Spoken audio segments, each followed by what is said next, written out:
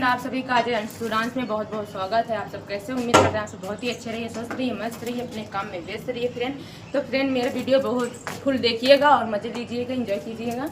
और आप सबको कैसा लगता है, कैसा नहीं, कमेंट में बताइएगा प्यारा प्यारा। और अच्छा लगे तो लाइक सब्सक्राइब करना ना भूलिएगा, जरूर से जरूर कर दीजिएगा फ्रेंड। और मेरा वीडियो फुल देखिएगा, बहुत अच्छा लगे। और मैंने बहुत प्यारा सॉन्ग की वीडियो बनाया, आप सबको बहुत ही अच्छा लगे, बहुत मज़ा आएगा फ्रेंड। और मेरा जरूर से जरूर वीडियो देखिएगा, लाइक सब्सक्राइब कमेंट कर दीजिएगा, प्लीज़ सपोर्ट कीजिए, आपसे सही निवेदन विनती है। और आप लोग कैसे हो जरूर बताइएगा कमेंट। आपका परिवार खुश रहे, आप भी रहिए और हमें भी आशीर्वाद दीजिए, हम भी ऐसे वीडियो बनाते रहें, आप तक अच्छा अच्छा वीडियो डालते रहें। मेरा वीडियो देखिए, अपना ख्याल रखिए। फिर मिलते हैं किसी नेक्स्ट वीडियो में। तब तक लगे मेरी वीडियो में बने रहिए, देखिए। बाय बाय, जय श्री राम, राधे राधे फ्रेंड। फिर मिलते हैं, बाय बाय।